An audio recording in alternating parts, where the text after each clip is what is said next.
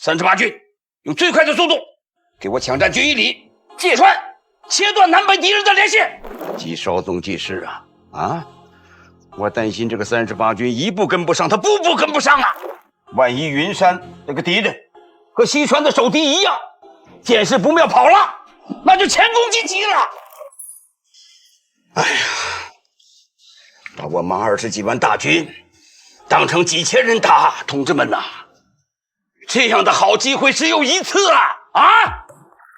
如果这次不能全歼敌人的话，那么我们就等于对不起这次的机会呀，对不起呀！彭老总雷霆一怒的背后，是志司最高指挥官对战机转瞬即逝的锥心之痛。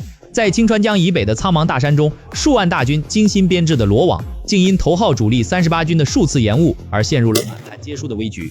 这支曾在国内战场摧枯拉朽的虎狼之师，为何会在异国他乡的出战中步履维艰？而绊住他们脚步的，究竟是传说中美军的黑人团，还是内心深处对未知火力的深深忌惮？本期我将深度拆解抗美援朝第一次战役背后一场关于时间、情报与顶层决策的极限博弈。面对敌我双方巨大的武器代差，志司正精心筹划一场决定整场战局走向的宏大布局。我们将利用朝鲜北部崎岖的山地地形，将兵分多路、狂飙突进的美伪联军诱入预设口袋阵，通过正面诱伏与两翼穿插实现分割歼灭。这是一次对部队移动隐蔽性要求极高的高难度战术，速度与突然性就是整个战役的生命线。敌人现在在明处，我们在暗处。第一次跟他们照面嘛，就采用正面埋伏，两翼穿插，先打他个晕头转向。这宏大战略的背后，是压在志司首长肩头的千钧重担。整个西线破局的关键，就在于精锐的38军能否以雷霆之势撕开防线，攻占西川，并迅速向南穿插，彻底锁死美伪联军的退路。可一旦闸门未能按时关上，整个口袋阵就会沦为虚设，几十万大军的战术伏击将彻底功亏一篑。给梁兴竹发电报，告诉他拿不下西川，前面的仗打得再漂亮，那都是白搭。是，这是最高指挥官对麾下主力军发出的最后通牒。然而，朝鲜山路崎岖严寒，加上美军侦察机昼夜不断的穿梭轰炸，大部队行军异常艰难。面对极为苛刻的客观条件，韩副司令试图从战术层面上为前线稍作斡旋。然而，彭老总深知大兵团作战的核心法则就是零和博弈，这可是个原则性的问题啊！你在替38军梁兴初打马虎眼吗？梁大洋，他自己耽误的时间，他就该自己找回来。在大纵深的极限穿插中，哪怕只是迟到1分钟，换来的可能就是数十万将士的灭顶之灾。战术困难可以灵活变通，但战略闭环的时间绝对是不可触碰的红线。现代战争的本质就是用极其苛刻的时间差去换取战役优势，按时抵达指定位置，远比在中途歼灭多少敌人更为致命，因为它直接绑架着全局数十万将士的生命权。这种对时间近乎冷酷的精确掌控，考验着基层指挥官的铁血神经。就在我军争分夺秒的抢夺时间时，位于东京的联合国军总部内，麦克阿瑟却显得格外的轻松。Willoughby,Those useless South Koreans can't beat the North Koreans, so they make up a story about a Chinese Communist army. Do I have it right? General, at least 2 regiments of the Chinese Communist Army have now entered North Korea.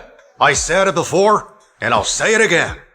The Chinese Communist Army dare not come. 麦克阿瑟的傲慢，正是联军统帅部盲目自信的缩影。此前仁川登陆的侥幸大捷，更让他彻底沉溺于个人的军事神话之中，进而对一切预警视而不见。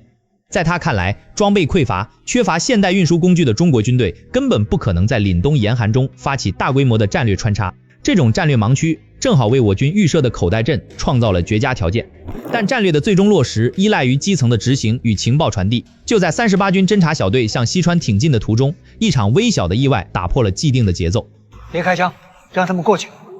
咱们的任务是侦察，别结尾生事。虽说以侦察任务为主，可当目睹一名人民军战士被南朝鲜军施暴时，这支肩负绝密使命的小队在短暂权衡后果断选择了亮剑。经过短暂交火，他们顺利救下了那名人民军游击队员。然而，战斗中发生的意外却让发报机在混战中不幸被损毁。被救下的人民军战士给侦察排长提供了一个极其重要的情报。此刻盘踞西川的守敌仅只有南朝鲜军的1个营，可是如此重要的情报却因损毁的发报机而无法立即传达给大部队。怎么回事？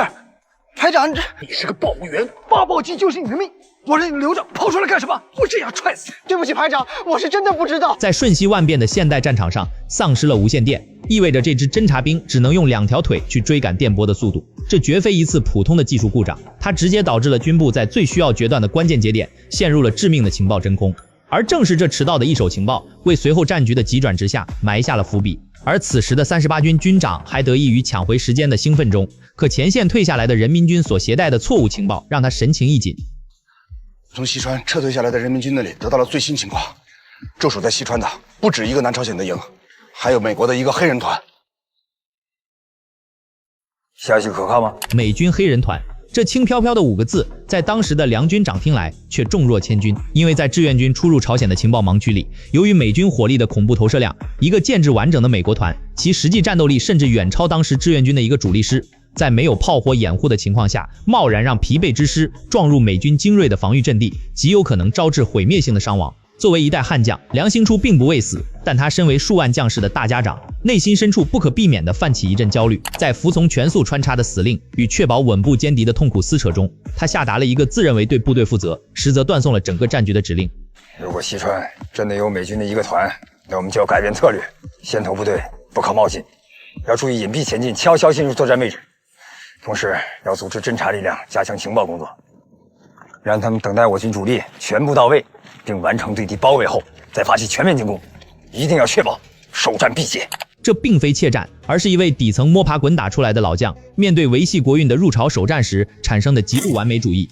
他深知首战的政治与士气意义，宁肯舍弃战役速度，也要摆出一个万无一失的铁壁合围，以此确保万全的胜利。然而，战场上从没有100%的绝对确切，军事指挥官最痛苦的修炼，就是在残缺的情报迷雾中敢于拍板。可是，梁军长为求稳妥而踩下的这一脚刹车，直接撞破了彭总死守的战略时间红线。这份不可逆转的战机延误，迫使最高指挥枢纽必须立刻推翻圆盘，进行紧急变阵。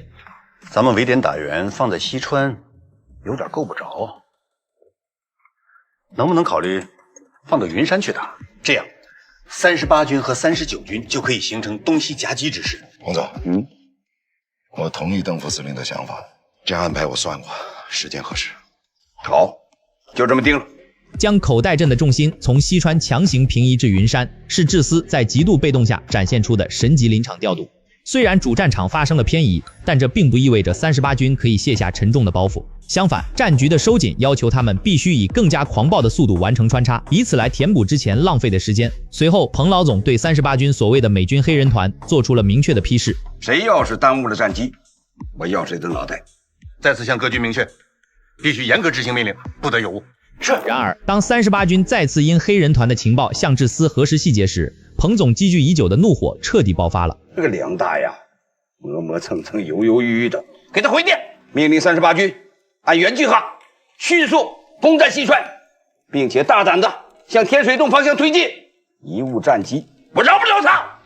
这是不容任何辩驳的临战死令。就在这股雷霆万钧的压迫感穿透前线的同时，那份依靠双腿苦苦接力的真实情报，终于跌跌撞撞地送进了指挥所。西川只有南朝鲜军一个营，敌人要跑。什么？快，命令全军全速前进，别让西川的敌人给跑了。是。梁军长的勃然大怒，源于顿悟后的极度懊悔。他终于意识到，自己为了一道根本不存在的幻影，葬送了全军最为宝贵的时间。经过一夜疯魔般的急行军，38军终于扑进了目标区域，但网底早已空空如也。面对闻风而逃的守军，他们只歼灭了区区不到200人的后勤部队。虽然缴获了当下志愿军最需要的物资，可在此刻不仅无法带来喜悦，反而成了刺痛王牌军自尊的利刃。总共才歼敌100多人，没法向彭总交代。区区100余人的战果，是对一支王牌劲旅最刺骨的嘲讽。梁兴初明白，他放走的不是一个营的残兵，而是彻底打乱了整个第一次战役的完美闭环。当这份充满苦涩的战报传回志愿军司令部时，原本就凝重的空气瞬间降至冰点。